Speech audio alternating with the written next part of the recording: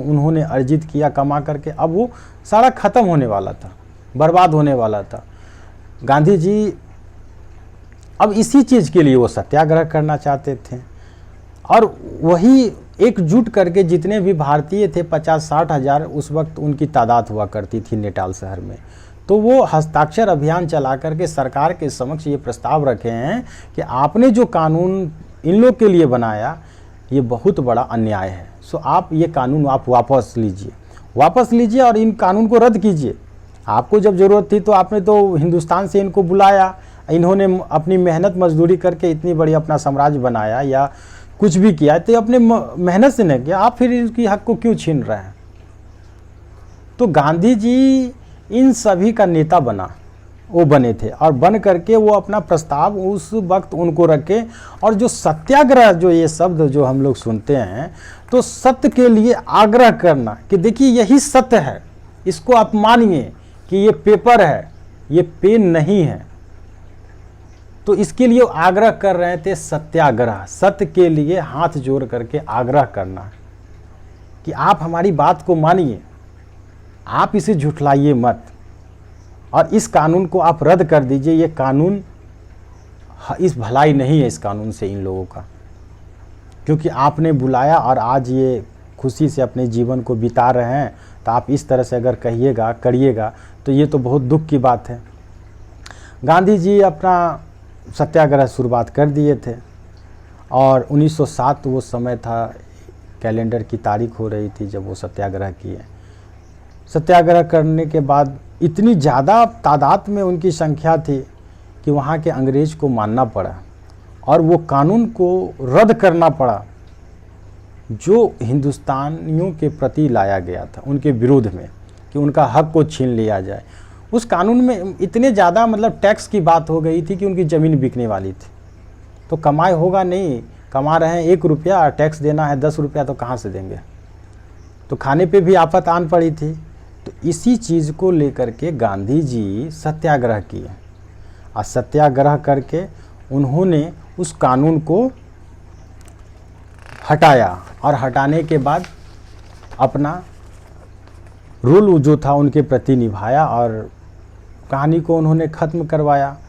और सबसे बड़ी बात है कि वो तो गए थे 1 वर्ष के लिए, एक केस के लिए गए थे और 1 वर्ष के लिए, पर उन्होंने अपने जीवन के 21 वर्ष वहाँ बिता दिए।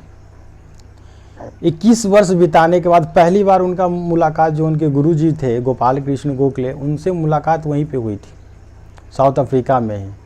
और गांधी जी को बहुत अच्छे तरीके से उन्होंने समझ लिए कि गांधी क्या है, और उनको वही न्योता दिए कि नहीं, अब आपकी ज़रूरत भारत में है, सो आप भारत आइए, सो आप जो करना था आपने यहाँ पे कर ही दिए, सो आप चले आइए। और गांधी जी पहली बार वहीं पे इंडियन ओपिनियन नामक एक समाचार पत्र लिखा करते थे, और अपनी बात को अंग्रेज़ों तक इसी माध्यम से पहुँचाते थे, क्योंकि जो भी भारतीय थे उन तक भी ये बात पहुँच जाती थी और सरकार तक भी बात पहुँच जाती थी।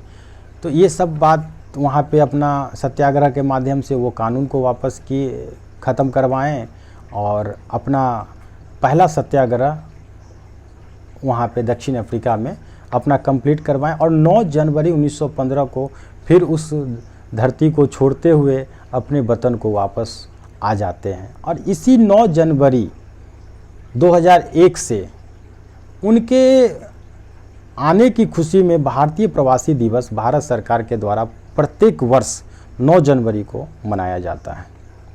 तो हमने आज इस चीज़ को देखा कि गांधी जी को ट्रेन से क्यों फेंका गया, गांधी जी दक्षिण अफ्रीका में जो सत्याग्रह किए क्यों किए, क्या कारण था, भारतीय वहाँ कैसे गए, भारतीयों को कौन ले गया, क्या कारण था। इसी तरह से आने वाले जो समय है, जब अब तो उनकी एंट्री हो जाती है भारत में, तो भारत में ये 15 में आते हैं, आज 17 में फिर एक बहुत बड़ा आंदोलन वो खड़ा करते हैं, चंपारण सत्याग्रह। तो अब जो मैं आने वाले कल में आपको चंपारण सत्याग्रह की कहानी बताऊंगा, इससे भी बहुत बड़ी इंटरेस्टेड कहानी है वो।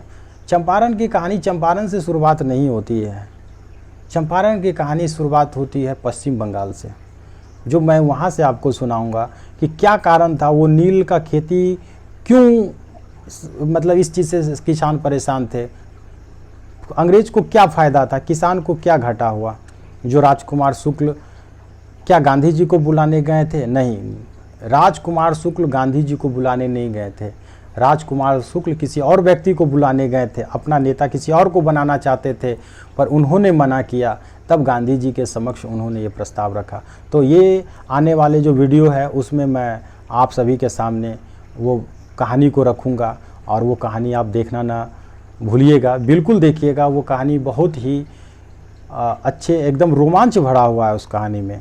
जब वो कहानी आप देखेंगे, चंपारण की कहानी, और ख़ास करके जब इतिहास की बात होती है तो चंपारण की कहानी तो ज़रूर आती है, क्योंकि गांधी जी का भारत में पहला वो मूवमेंट था चंपारण सत्याग्रह। तो चंपारण में उनका क्या रोल था, उन्होंने कैसे मैनेजमेंट किया, अंग्रेज के सामने इतनी बड़ी जो बात रखी वो कैसे रखी, वो सब बताएंगे। अब यहाँ पे सबसे बड़ी बात आती है कि जब गांधी जी वापस जब अपनी धरती पर लौटते हैं, वतन वापसी करते हैं, तो वो फिर आते हैं मुंबई। मुंबई जब आते हैं तो मुंबई पे सबसे बड़ी बात है कि कल तक तो मतलब कभी भी जाते थे तो साधारण बंदरगाह, जो बंदरगाह भी दो भागों में बटा हुआ था, बंदरगाह भी दो भागों में बटा हुआ था।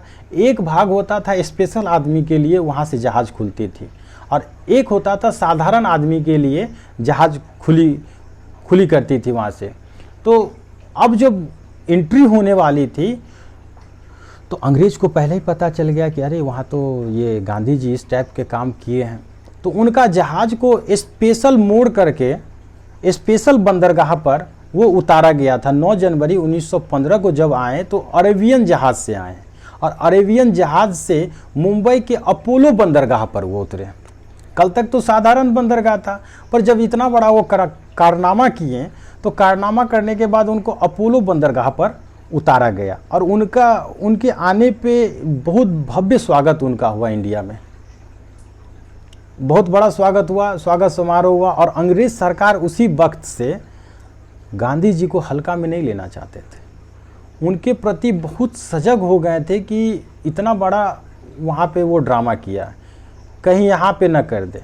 तो इस चीज़ को लेकर के उनको बहुत ही ज़्यादा केयरफुल तरीके से उनको नोटिस किया गया, और उनको हमेशा कोशिश रहता था अंग्रेज को कि इनको अपने पक्ष में रखा जाए, ताकि ये हमारे विरोध में न खड़ा हो, हमारे विरोध में कहीं जनता को न भड़का दे।